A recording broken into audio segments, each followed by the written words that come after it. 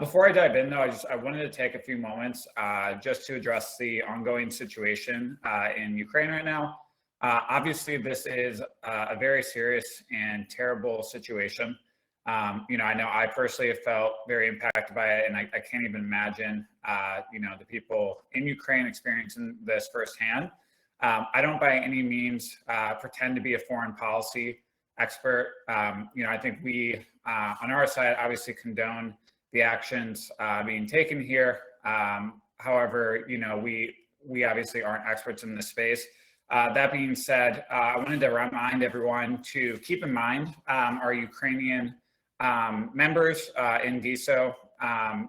There's people that are actually directly being affected by this right now. From a post I saw the other day, I just wanted to shout out a few of those people.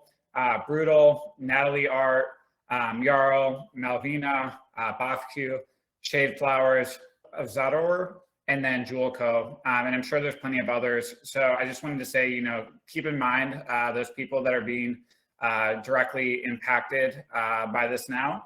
And then on the DeSo Foundation side, we are actively investigating the best way that we can support the members of our Ukrainian community.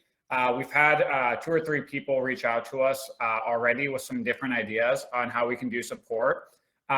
We are going to give it a few more days to just kind of finalize what we want to do, and then should have an announcement on Monday on the action we're going to take to support the members in our Ukrainian community. But in the meantime, if you know any organizations that are helping support the cause there, that to be very legit and could be a good recipient of our resources, please DM me on Diamond App or any of the DeSo messaging clients, and I'd be happy to review that before we finalize our decision next week. So again, just keep our Ukrainian members and everyone who's in Ukraine in your thoughts and prayers as we move forward. So on that note, I've prepared a couple of specific topics that are related to what's going on at DeSo. We'll probably be publishing this in our next State of Decentralized Social. Still trying to decide when we want to do that, just because we have a few more updates we think that are going to come. But you should see that in the next few weeks. But I figured I'd touch upon a few of those now. And I'm just going to go down my list, run through those, and then we can rehash any of those areas during the Q&A. So I first wanted to start with Major League Hacking. So as a reminder to everyone, we partnered with Major League Hacking as their official Web3 sponsor for the entire 2022 hackathon season. So throughout the year, they basically host hundreds of hackathon events throughout the world, focused on college students and early career hires. And we expect about 110,000 students to attend these events and get first exposure to DeSo for the first time. So we look at this as an amazing opportunity to really start to win mindshare, with further groups around the world with our technology stack. If you actually go to mlh.io, you can actually see that we've basically taken over their home screen as part of our launch campaign. In terms of numbers, obviously, I think that's probably going to be the most, interesting thing to most people in the community. In 3 weeks, we'll have our first readout from the MLH hackathon. So once we have that, I'll share with the community in terms of, how many attendees they've had, how many people have actually built an application on DeSo. And we're going to continue to iterate. It's a year-long partnership, but really excited for the way things are looking there now. Moving on to the marketing front, I think it's very clear that marketing is an area where we have a ton of potential to improve. Keep in mind, I think a few months ago, a lot of our marketing had been very unofficial. And we've slowly started to work that muscle to actually be proactive and very disciplined with our marketing. So a few updates on that side. So we are running our Google Ads campaign right now. So we're starting to see more and more traffic come in via paid channels such as the Google Ads. We're also running Twitter ads on our content. So we've seen hundreds of thousands of viewers across content like Web3 not being built on smart contracts, the smart services. So we are easing our way in. And right now we're really working on performance optimization And once we see that the funnel is very positive, that's when we're going to really turn on the jets and start to pour a lot more money behind it. Just as a reminder, like a lot of these things happen behind the scenes. That's why we wanted to give the updates in here. You might not see those paid ads because of the targeting, but they are running and they are out there and so far performing very well. We've also been experimenting with campaigns on TikTok. So Dylan's actually been doing a really good job of figuring out how can we tap more into the retail investment audience. What we've seen in talking to experts across the Web3 space is that it usually takes a number of points of contact before like a retail investor is ready to get involved with the project. So what we're doing now is just trying to experiment with the channels and basically seeing how it's being received so far. So Dylan actually connected us to 2 TikTok influencers in the Web3 space. They put out really quality content. Like these aren't like spammers like just coming in, right? Like shouting like moon boy stuff. Like they're actually like pretty articulate and I think organized in how they do it. So we had the Nifty investor. He got 49,000 views on our last one, and then we did Jolly Green investor who did 22,000 views on his last one. So if you want to look up the videos, you can search either of those names. I don't know, Dylan, if you want to post those in the channel. But yeah, like pretty well received from the retail community and people who have no exposure to DeSo. And the last thing is, it's important to recognize, I think, our gaps and like our limitations. So up until now, myself, Dylan, Keegan, I'm trying to think who else we have. A couple other people have been just trying to like figure out how to like run better ad campaigns, right? It's not necessarily like something I'm an expert in. Like I've been doing it for years across Web3, but it's not like we have someone full-time dedicated to it. And so we actually are actively hiring for this. We have 2 people in the funnel right now that have been doing this across Web3 communities so far. So we should be closing them in the next 2 weeks. And I think what's most exciting about that to me is that we'll actually have someone full-time dedicated to actually optimizing these different channels and campaigns. So that's going to be, I think, really crucial to growth moving forward and bringing it to the next level. And then the last thing, I think Freddie might have talked about it last time, but we're working on our DeSo brand videos with a professional agency and animation studio. So, I think up until now, we've seen some really great community generated content, but we think it's really important to build that brand and actually, invest in, top tier content quality similar to what you see companies like Solana and Avalanche doing. So those should be ready in the next month or 2. And I think what's going to be great about that is it's really going to start to establish our brand as really like professional and I think very serious in the space. So excited for all of that. Moving on to the tech updates. So I'm not going to go too deep on this because I don't want to steal Piotr and Natter's thunder. But obviously, there's been a few pretty like cutting edge updates. Obviously, none of this stuff matters if the underlying tech is not as solid and best in class. So obviously, we believe we have fundamental advantages in terms of the primitives we have available on our blockchain, in terms of the storage capacities. But there's obviously ways that we can improve. So on the consensus front, obviously, we're shifting to proof of stake. Piotr's been doing a ton of research, talking with experts at some of these top blockchains directly on the ways we can improve it. He should be having the technical paper on proof of stake coming out shortly. And he's actually going to do, I think, a video on that as well with Natter. So you guys can get an in-depth look into the mechanics of how that's going to work. There's also obviously HyperSync that came out recently. So, we believe that this is, again, another one of those like state-of-the-art things. I think it's quite clear the benefit if you can sync a node in tens of minutes versus hours. So that was something that we're, obviously very proud of. And like, frankly, we probably haven't done a good enough job circulating like how big of an update that was. So that's another thing that I believe Piotr and Natter are actively working on producing content for. And then just the last thing around the hard fork, I think obviously, we're constantly working on how we can improve our practices around this. We've gotten like really, really good feedback from people in the community. Darian, for instance, I know had a lot of really good thoughts on how we could actually improve that process. I think the good news is like I think we're aware of the gaps now. Unfortunately, the hard fork triggered early last time. So, there's constant room for improvement and we are aware of that and we are listening. So we're just going to basically continue to figure out how we can make that process as smooth as possible.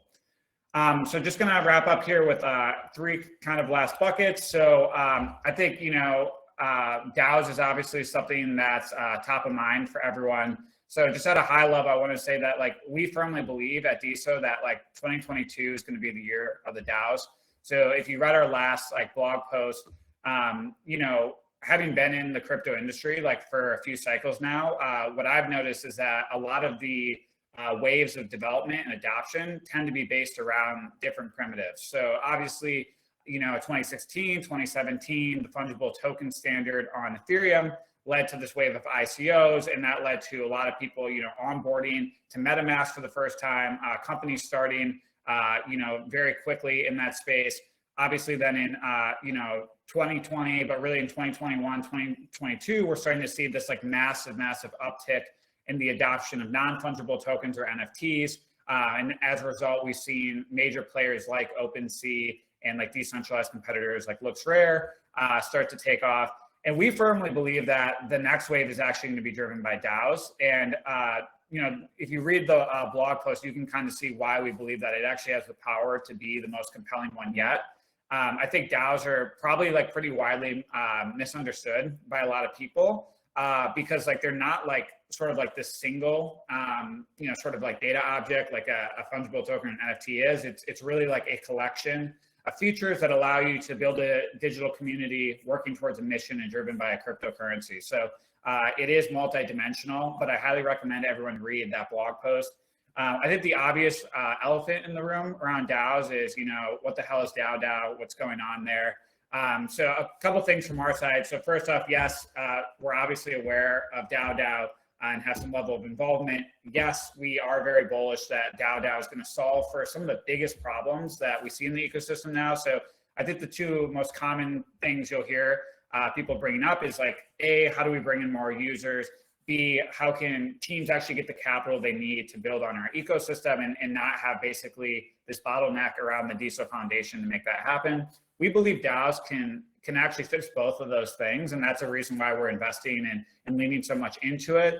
In terms of DAO DAO itself, just asking for a little more patience. We'll have updates in the next week or so, and I think it'll be much more clear what our more holistic strategy is. Again, a reminder, this is a long game. This isn't, these things aren't like built overnight.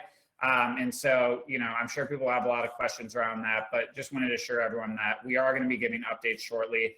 And this is we're always very deliberate with how we roll things out. I think in the crypto space, it can seem at times a little chaotic, but if there's one thing I think, you can take from like sort of what the DeSo Foundation has done is that we are very deliberate. It's very hard to even build a community up to the size we have now. And there were very specific actions taken to do that. And we're trying to do, a similar sort of strategy for future things we launch as well. And then just to kind of wrap up on 2 last things. So on the team front, I know obviously a lot of people have been asking about May Beam. I think it was addressed this week, but she is taking this a short sabbatical. For context, like having, again, worked on a lot of crypto projects, like the speed at which crypto moves is different than I think most big tech companies are. I think, Michael and other people can probably speak to this. It's like, it's not like a big tech environment. May was like, frankly, working like 7 days a week for like the past year. And it's very hard, I think, on just like your just entire like energy levels to constantly be giving that much. So I think she's getting a well-deserved rest in terms of, why like not announce it sooner and things of that nature. I think it's also like important to remember that like, we have a very interesting environment here because we are like a social blockchain. But I would like kind of like turn into a lot of people like, think about your job, right? Like if you had to like publicly, announce like every time we wanted to take a break and stuff, obviously that's, I think, a different model than most people are used to. And so, yes, we are aware that like we're a social community and we have different dynamics and we're constantly figuring out the best way to convey this information. But just wanted to ask, everyone just like, obviously be respectful. We're happy to answer any questions we can. I think she's earned that, that break, if you will. She's done a lot of really great work. So, thankful for what she's done and hoping she's enjoying some time off here and maybe catch a little bit of a breather. Obviously, we've also had some new hires. So we announced, Ty and Jackson, coming in.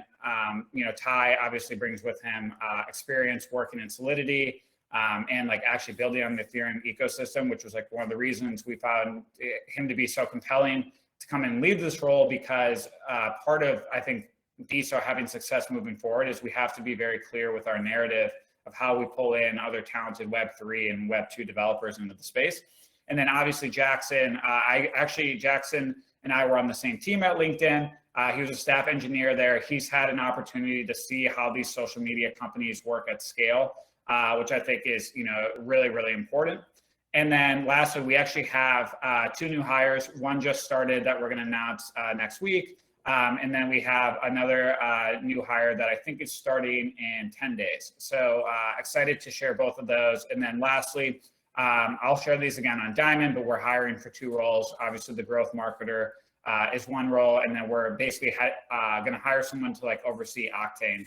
Up until now, I've kind of been overseeing a lot of it, but we believe like as the program scales up, and we do future cohorts and teams advance, it's important to have at least one other person full-time dedicated to that. Last topic, just talking about community. Again, I've personally found these stages to be super helpful. It's great talking to everyone. I try to make as many of the community hangouts as I can. But I think if you rewind just even a month or 2 ago, these were like sorely lacking. So I'm glad that we're constantly trying to find ways to improve them. So if you have any thoughts, like feel free to DM me. And I want to say thank you, to Michael for hosting us, on Entre for these. And, Yazan, I know too, has been doing really great work on Chime In, hosting some of those as well. So, we thank you all. And then, on the last point, I just wanted to talk a little bit about like community sentiment. I know obviously like if you zoom out for a second, right, there's been like a lot of changes, I think, in like the macro environment. And it's, important that we're all like aware of them. Obviously, markets across crypto, across traditional finance, they are, changing. I think there's a lot of questions on just wider macro trends and stuff. And, again, having been around the space for a while, I've noticed that there tends to be a very strong correlation between prices and markets and the sentiment in the community. I don't think there's any denying that tends to be a thing. My take on it, right, is that the best we can do is continue to try to be productive. So we're happy to take any criticism, good or bad. I guess my biggest thing is like what helps on the criticism if it's productive. So to me, like criticism that's like good is it has a few factors involved. So one is that it has to be like first off like objectively like true. If it's not objectively true, it's very hard for us to act on it. I think the second is that it has to be relevant. So I know a lot of times people might go to like a specific node asking a question about that can only be solved by the protocol level, or go to the core team asking about a node. We'll always try our best to work with each other, but it's just like important to recognize that we have a variety of people across our ecosystem that all work on different parts. And then I think the last piece is if it's actionable. So to give you a really good example of some opportunities for this, I think one of the things we heard from the community was, hey, we're not getting enough, FaceTime with the core team. Could we do more like on-chain events? And that's basically where the stages started from. And a number of people in the community came with that. And that to me is like very helpful criticism from our side, because it was like something that we could directly action on. And now we're starting to make improvements. So I think that would be my one ask is if you can make it like productive and actionable, we're going to be able to do more. That being said, like, we have thick skin. I've worked in the space for a while. So like, I'm very, open to taking all types of feedback and we'll try our best to constantly improve. We know it's not perfect. We're a year in. We keep like a very long-term horizon on the core team. Again, we have the resources to continue building for a long time. The teams and companies in this space that tend to succeed are the ones that stick around and basically just keep building and keep moving forward. So on that note, I think that covers most of my updates across all the categories, and would love to open it up to maybe some Q&A or just a general chat. Alex, do you want me to just look for hand raises and then bring one up at a time, and we can kind of go like that on and off, and you can just answer? Sure. Yeah, works for me. Cool. All right.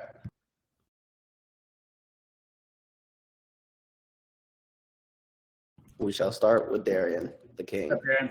How's it going, Alex and Dylan and Sean, Michael? Thanks for having us.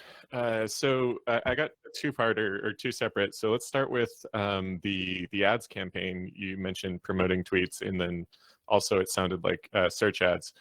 With the search ads, what's the landing page? Do you have a separate landing page you're directing folks to, or is it only DeSo.org? And how are you thinking about if there are landing pages, the call to action there? Yeah, that's a great question. So I think in terms of how we look at it, there's a few things we consider. So one is, audiences. So I think what makes us unique as like a layer one is like we cater to like a lot of different groups. So you have like founders and like people who actually want to like build apps on there. You have developers who want to basically just explore.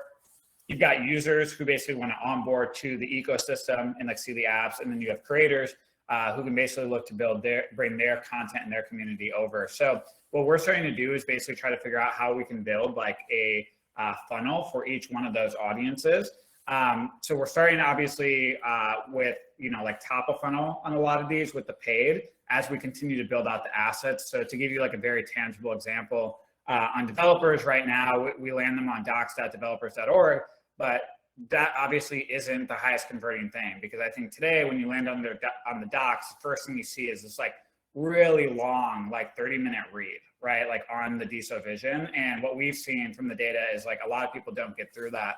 So what's been happening is we have Ty is actually working in parallel on some assets that are a little bit more digestible. So he actually just built out a full like end-to-end tutorial with actual code snippets that walks you through how to use the DeSo tech stack. So we're going to do that. And then we're also building a developer specific hub. So we'll have DeSo.org /developers.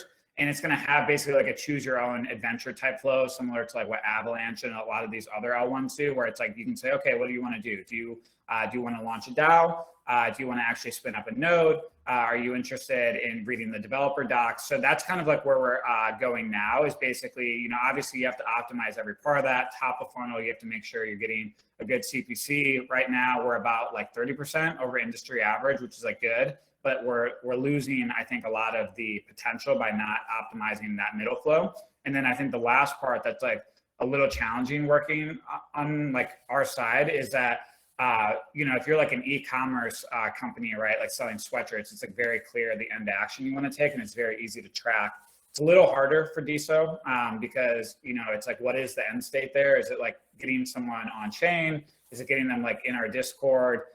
Is it getting them to like launch a node? Is it getting them to apply for a development grant? We're still trying to like hash that out. And I think having someone like a growth marketer full-time dedicated to that will be great. And then we need to do the similar flow for users. I think today, like one of the biggest things we've heard from the community that's very true, I think, is like people don't know how to like, first like engage with the ecosystem, right? It's a little confusing. Like you log on to an individual app or node, and then you don't realize that like all that content and your social graph comes with you to all of them. So I think that's going to be like another flow we work on as well.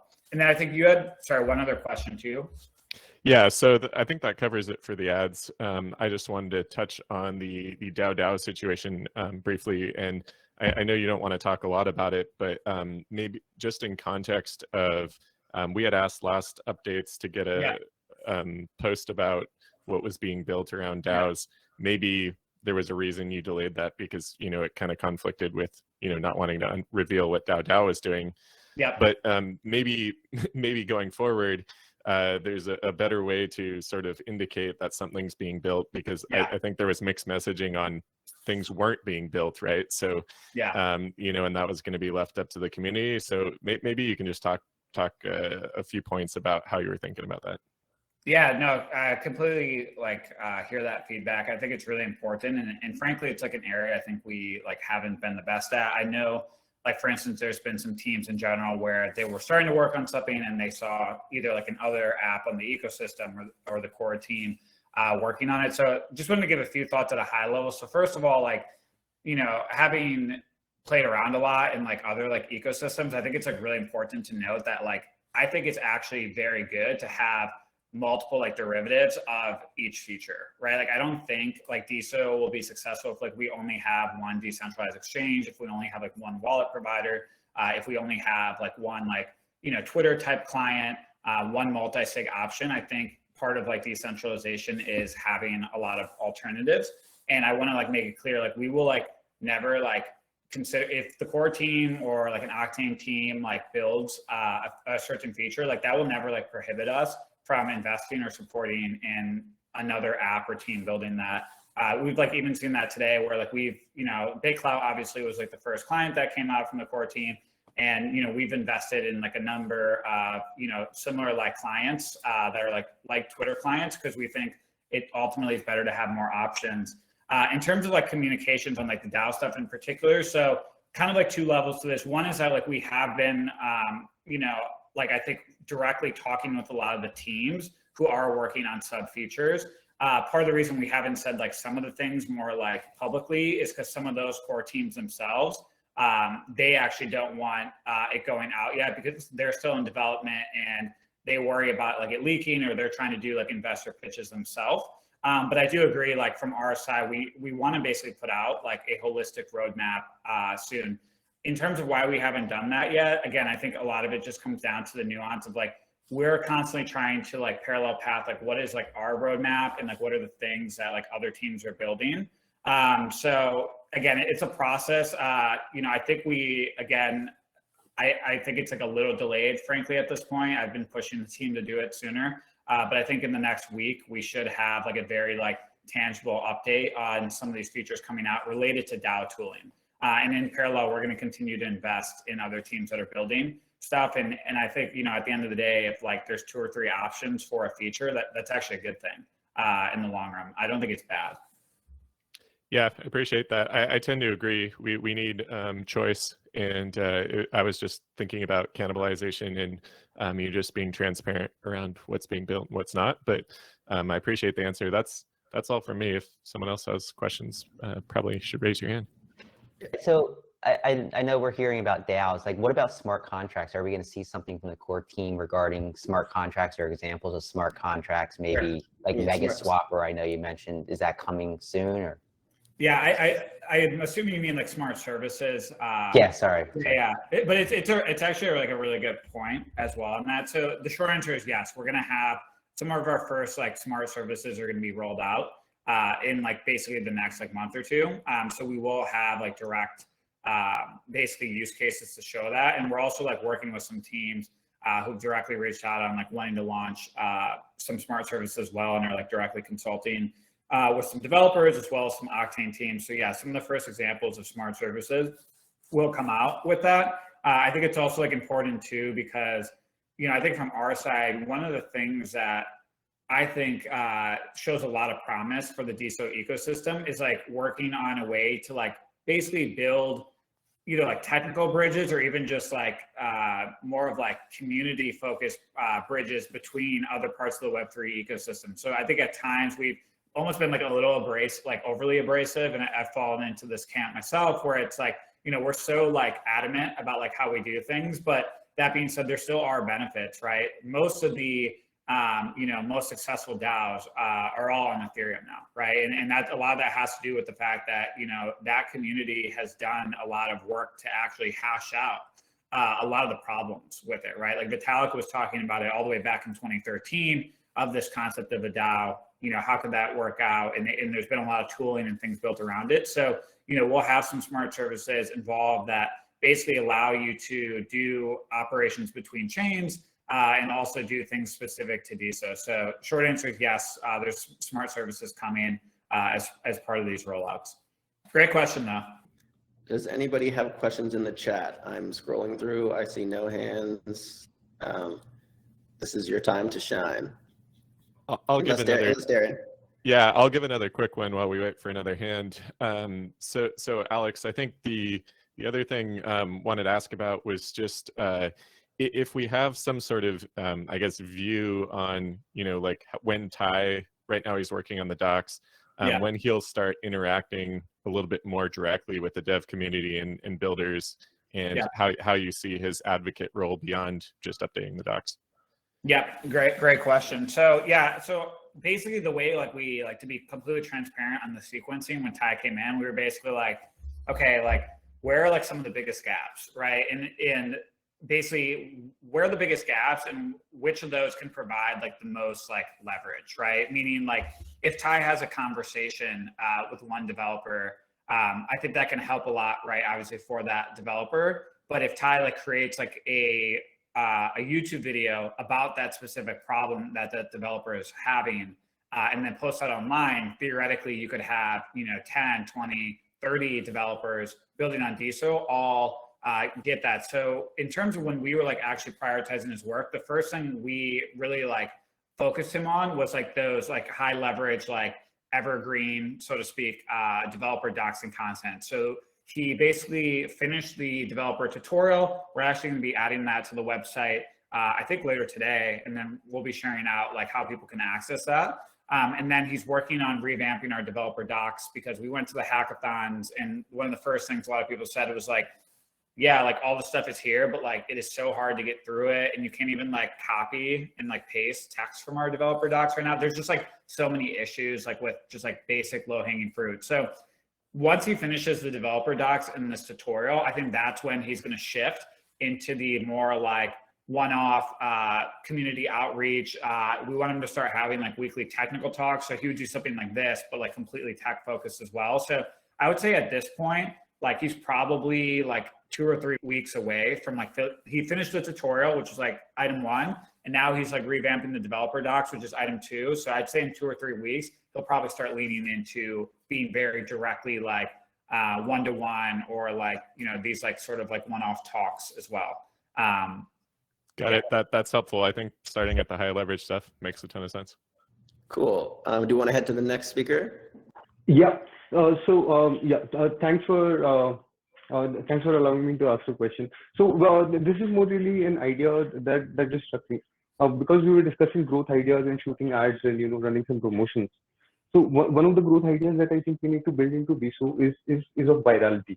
So whenever a new user joins, how many more new users can they invite? So whether it is inviting all their Twitter followers or it is posting to some other platform. So basically we need to increase the R0 where whenever one person joins, they are inviting more people along. So for example, Facebook did it with emails, right? So they used to just spam you with emails all the time. And like PayPal did it with giving $10 to everyone you invite. So maybe like that could be an idea worth considering. Yeah, I think that's a great point. I mean, so just at like a high level, I think what you said is like completely accurate, right? It's at the end of the day, like it like the R0, I know it's like that's something you can use to refer to as like how viruses spread, but it's also like I think relevant to social networks, right? Because the same mechanics apply, right? Which is that virality, yes. What? Virality. Yes, yeah. exactly. Virality.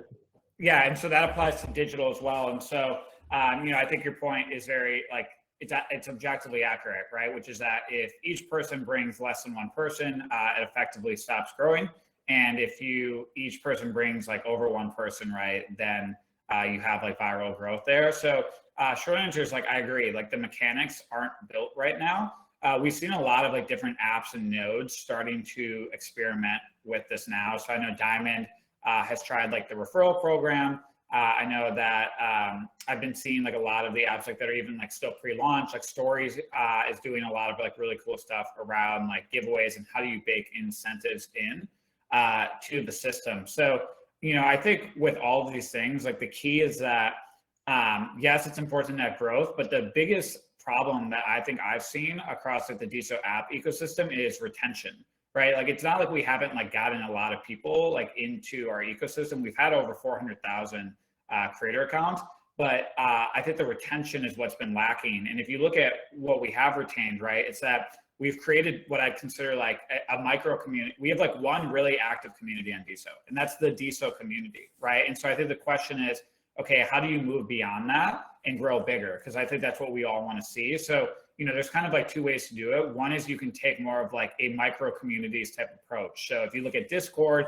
right, what you have are the Discord base is like massive at this point, but they did so by having like individual micro communities built on servers. So that's like one approach, right? Is if you can actually build like a really strong like core community incentives for everyone to build their small micro community on DeSo, you can get there. Or the other is you have something similar to Facebook or similar to Twitter with what they did. I think the key though, and this is the advice I give to a lot of the node operators and apps, is like a lot of these apps, yes, like they're massive now, but they didn't start massive. Like Mark Zuckerberg like started on a single college campus, right?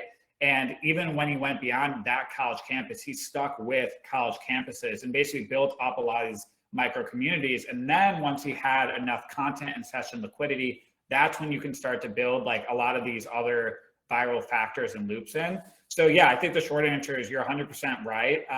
I haven't seen it done yet in the ecosystem, but I mean, it's hard, right? And that's why like we're happy to see so many different apps exploring different options. And if you have any ideas or anything, obviously we're like one, message away, and would love to like see, if you have an app idea that can solve that.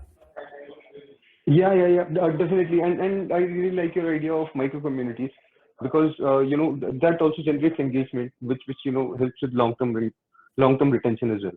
So I mean, virality is one thing, that's to get new users, but then to retain them, we need to have some sort of engagement on the platform itself. Agree. Yeah. Thanks again for the question. Thank you so much. Thank you. Great question. Let's get Sir Red up here. It's been a while. How you doing, man? First time on Entre. Very cool platform, guys. Congratulations, Mana, that, I saw you're posting all the welcomes, so I'm assuming you're the one behind it, right? So, yeah, super dope. Yeah, so I heard you guys talking a lot about the marketing push. So it has been a while, and I apologize for the absence. But, I'm stoked to be here, and I'm stoked to hear all these new updates. In terms of the marketing push, so I'm like, part of what I'm hearing is like, all right, there's like the DeSo community, right? And like, that's kind of like, your blockchain's core community. And like, that's kind of made up largely of users. And then, but then also like one of the recent criticisms that kind of was floating around this week on chain was potentially that there was this new focus on the dev community. So, and then one of the things you were talking about was also when you're looking to onboard people, what does a customer acquisition look like? What's the KPI, right? So, I don't want to put you on the spot, right? I mean, there's a reason you're hiring for it, but at the same time, I fucking love this shit. So what is your guys' core target audience right now in terms of onboarding? Are you looking for more DeSo users, or are you looking for more DeSo devs, or are you looking for more users of a specific DApp, like one of the endpoints? Like, what is success in, that growth, look like to you? Yeah, that's a great question. So, the short answer, right, and I can expand on this a little bit, is like for a like social media like blockchain ecosystem, you need all of them, right? And I think that's something that like gets lost a lot of times. Is like, obviously we need users on DeSo. Like, it's like a no-brainer. Like, we are like deeply aware of that. No shit, right? It's like a chicken and egg thing, right? Because it's like, of course, you're gonna have the fucking, the devs are incentivized by having users to build for, but then it's also like the users are incentivized by having products to use that the devs make. So, Yeah, you're exactly right. And it is a really tricky balance, right? So I think if you look at just sort of like the evolution of DeSo, right? Initially, we obviously were very indexed to one side, right? Which is like, we were very like user facing, right? BitClout was the first client.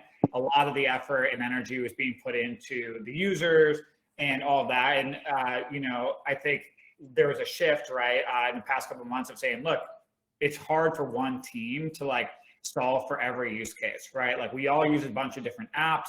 And one of the benefits of a platform like DeSo is that if you can have a number of like different apps and use cases, it actually incentivizes people to stay on the platform, right? Because if I have to like go do like Twitter on like a centralized platform and then my Instagram solutions on DeSo, you start to lose one of the key benefits of an open database, which is I press one button and everything comes with me. So I think that's why you've seen a shift a lot towards that other direction. Is like, we want to make it very clear to people that like, hey, like, you can come and build here, bring your audience here, and continue to build more apps, because we're not going to be able to do it on our own, right?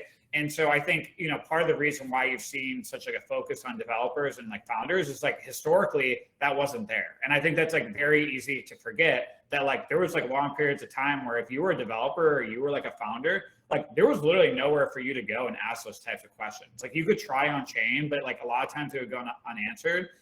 They were like, if you looked at the community discords, they weren't like around like, oh, how do I like, necessarily like found a company. A lot of it was around speculation, NFTs and all that, which we want as well. So I think that was kind of some of the middle ground. And then I think the last piece of like, okay, well, so where do we go moving forward? I think we have a couple of different approaches, right? One is that we now have a bunch of apps and teams that are building specific use cases. And it's important to recognize, like, when we give those teams like capital and support, like we actually have very direct conversations with those teams of like, hey, like a big part of like you succeeding, the ecosystem succeeding is like you need to help bring on creators and users.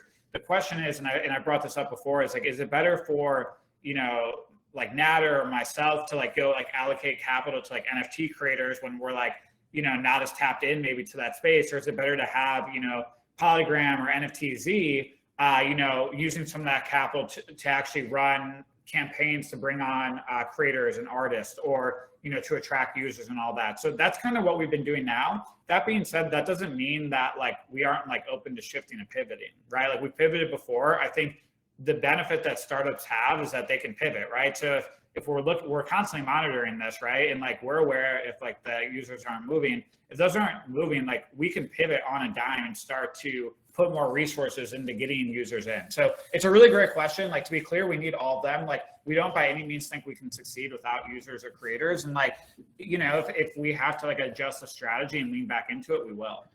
It's certainly something we're open to. Anyway, yeah, so that's dope. Love that. I'm gonna have to blow up your line offline because I definitely have some thoughts about this, and it's just fun. Then just for my own self-indulgence, in terms of marketing channels, do you have like experiential / events potentially in the pipeline for 2022? So like, because for instance, I'm just coming back from like ETH Denver, so like part of the ask is a very selfish, like, just coming off that kind of event high, right? So like, I'm asking in that sense, but I also feel like it's a great onboarding opportunity, so I just figured like, I'm tapped in, like doing stuff with South by, happy to connect with you about that, doing stuff with NFTLA, so yeah, I'm in the event scene in that space if you want to talk offline about that. But then also in general, is that like, are those channels that DeSo is looking at, the event side as well? Or because it's a digital product, is the goal to attract users via digital marketing? Coming from like a digital background, like working at a tech company, the majority of the marketing I've done is online. But that being said, like we are like open to experimenting, right? So I think, we see the communities run some great in-person events. We started for the first time just doing some of these events. Like I went to Miami Hack Week, obviously, and I found that to be like a really, really good return on investment in terms of like time and like capital spent by the DeSo Foundation. So it's something we're definitely open to. To add on to like some of the things we're doing in the future, we had, Ed was like at ETH Denver as well, talking to a lot of teams about like how could we get them over to DeSo. We have, I know like the DeSo in-person community event, we're putting some capital towards at the end of this month. And even on the South by Southwest front, I'm in touch with Michael and Marlon from Musai on like, do we want to do like a partner thing? So I think, it's one of those things where it's not necessarily like my like area of expertise by any means, but we're trying to like explore it more, right? And I think as we continue to do these events, and if we can see like a really good return on investment, like we'll double down on them for sure. Sounds dope. Love the updates, appreciate the answers, and I'll have to blow up your Discord or Dylan's Telegram. But yeah, good stuff, guys. Thanks so much for hopping on, man. Yeah, I just have a couple quick ones. So, and then I'll look at the chat, see if I can relay anything. But just on updates, Alex, is there any chance that like we can just get at least a weekly update on chain? Not necessarily from you, but maybe just the team account or the DeSo account, because it seems like that's even a reasonable cadence where it doesn't seem like things are too silent and we can stay in the know. Yeah, I like that a lot. I mean, it's something I've actually been thinking about because I feel like what we tend to do is like waterfall our comms. Like we do like a big article and it's a ton of stuff and everyone's like, whoa, like, you know, holy cow, we're doing all of that, right? And then there's like silence, I think, in between. And if like, you know, you're on the core team or like talking with us or like in DMs or like, you know, have a video chat with any of us, it's like very clear. But that is something I've become like acutely aware of is that is like missing. Part of the problem has been like we don't have a dedicated per se like comms person. I think Dylan's done a great job of like plugging in there in the meantime, but I think that's a good update. I guess, you know, maybe a follow-up question to you would be like, is there like a format you would prefer for that? Is it like better to have it like written and just like the written updates across like the different functional areas like we did today? Would you prefer like maybe like a YouTube clip for myself or Nader going through it? Any thoughts on like what format and what specific areas would be like most intriguing to hear on a weekly basis? Yeah, so I want to hear Matreshka's question. So I'll just briefly say that anything would be great, and then I'll provide feedback after, you know, I see it. But like video or written, either way, I think works for most folks. But definitely, you'll probably get some feedback on that. So thanks for being willing to do it. Yeah, and last thing on that point is one thing I've noticed is like what I might try to do is like what I feel like I end up doing a lot of is just like answering like a ton of DMs and like a lot of like one-off like Discord messages and stuff. And what I've been realizing is that like Discord's like really bad at scaling communication. Like you go and like here's what I've noticed. It's like I'll put a lot of time into like a response and then like an hour passes and there's like 50 messages and no one will ever read it. And I'm always like, well, crap. Like why did I like spend the time doing it? So I think maybe the action item for me is like, I think right now I'm like, damn, I spend so much time communicating. It's like, I think it's just the wrong channel. So maybe it's like to your point, Darian, instead of like me doing like, you know, like 40 one-offs, I might just like do like one really organized one on chain and try that for like a week and see if it's better. Yeah, I think it will be, because that's kind of the beauty of on-chain is it doesn't get lost. And yeah, I totally feel you on the Discord just being overwhelming and just things getting lost in the stack. So I think that would be good. And then also whatever your preferred media is, like if you like making videos, then I think that's cool too. Krasenstein, you wanna try to hop in? Yeah, I was just gonna say you need a subreddit, like a Reddit that allows you to have like a section just for questions, and people can post their questions there, and then you can go through and answer those. Like we just need that node, the Reddit node. Yeah, I think that would be awesome. That's actually something we've talked about like a lot is like, you know, I still think there's different mediums we haven't explored yet on DeSo, right? And I always wonder, I'm like, you know, which of these mediums would like do better, right? Like Discord, for instance, just feels like such an obvious like opportunity. Like we've talked to like some teams, by the way, like it's not like this isn't like in progress at all, but it's like, I'm always a fan of like, I don't want just one, I want like 5, right? Like it'd be great to have 5 people trying to build like a Discord thing. And for me, I'm like, the second we have like the viable Discord ready, like I want to click a button and move everyone off Discord. Like I think Discord has so many issues. So yeah, and then similar with like the subreddit idea, like that's an idea that if anyone can have like a compelling like breakdown of how to build that, let's have a chat. That sounds like a really good case for like a dev grant or Octane fund type of investment. Awesome. So, you know, you were mentioning like products you think, like what you think might look good. In my mind, I figured there's kind of direct communication platforms and switch to phone holders. So there's direct communication platforms and there's broadcast platforms. I think for now, on-chain comms, the easiest, most scalable form of that is broadcast platforms. You know, stuff like a Twitter, stuff like an Instagram, stuff that's made for a public audience. I think part of why Discord's hard to scale is because that is built specifically for an owned audience. So you don't then have the ability to push that back out and reach people outside of your core community. So it's great for engaging with your current community, but it doesn't allow you to scale up and to reach those new people. You know, just some 2 cents. I think that was a great point. I can follow maybe with you on that directly too, because I think it's a good point. Start cutting and get to all of the questions. Like, again, like we do like try to do these consistently, and I'm going to try to make the next like community hangout. So I don't know, Dylan, you probably know better than I do when the next one is, but like could also like go into any of the ones we didn't go into there. But yeah, I just wanted to, you know, say, first of all, thank you everyone for like coming. And I really appreciate like seeing everyone in these settings and stuff. It's like really interesting, like this like remote distributed world we live in now, where it's like, it's so weird because like I talk and communicate with everyone all day online, but like a lot of times it's just profile pics, and it's nice to see like faces and like real humans. So you know, I think there's a lot of great questions here. I think again, you know, it's important to recognize that even if you don't hear back from us, like a lot of times we are processing the info. Like we're a small team now, we're trying to scale up really quickly, but it's a very long game, right? Like we're in like the first inning still of like a very, very long game. And so, you know, the key is that we need to keep improving. We know, I think, the areas where there's like the obvious gaps. We will continue to pivot.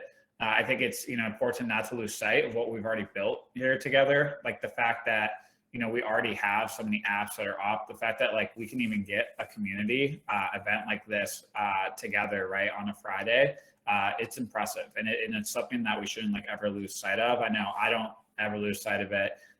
You know, that's like a level of engagement and community that's really, really tough to do. And there's a lot of projects and communities out there that would like die for our level of engagement. So I just wanted to say thank you so much, everyone, for spending the time. Any questions I missed, you know, feel free to DM me. I'll start looking into like the weekly update, like Darian suggested. It actually seems like a very like no-brainer takeaway out of this. And yeah, in the meantime, I'll see you all on chain and have a really good Friday and a great weekend. If you'd like to connect and network with other like-minded people, entrepreneurs, investors, freelancers, and startups, check out our app or go to our website, joinentre.com. Thank you so much for being a part of our community. If there's anything that we can do to help you, please reach out to us and let us know.